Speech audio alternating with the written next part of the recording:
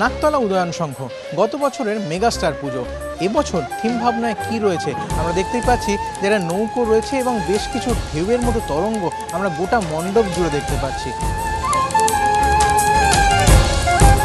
এখানে আমি যে মূল নৌকোটা দেখিয়েছি, মানে যার মধ্য দিয়ে তোমায় ঢুকতে হবে, সেটাও যেন একটা ঘাত প্রতিঘাত সংঘাতের মধ্যে দিয়ে সবসময় বয়ে চলেছে এবং সেটাও একটা বেঁকে গেছে এসের মতো করে।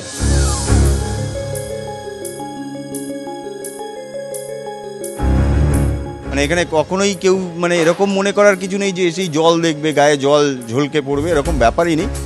একটা খুব আর্টিস্টিক ইমপ্লিমেন্ট রয়েছে। মানে আমি একটা আমার মতো করে ইম্প্রোভাইজ করেছি যে আমি জলকে কীভাবে দেখি বা ঢেউকে কীভাবে দেখি, সেইভাবে টোটালটাই একটা পুজো আঙিনাও মানে একসাথেই মনে হবে যে একটা কমপ্লিটলি একটা পুজো গ্রাউন্ডের মধ্যে ঢুকেছি, সেটাও মনে হবে।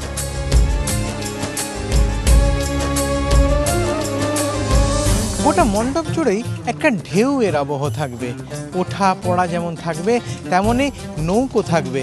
সেই নৌকো দিয়েই চলে যেতে হবে দেবীর কাছে।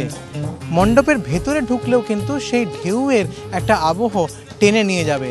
তার মধ্যে যেমন আলোর খেলা থাকবে তেমনই থাকবে রঙের খেলা, আর সব মিলিয়ে সেই জীবন্তরী বয়ে যাওয়ার গানই যেন আরও বেশি করে প্রতিভাত হবে নাকতলা উদয়ন সংঘের মণ্ডপে। সঞ্চয়ন মিত্র, এবিপি আনন্দ, কলকাতা।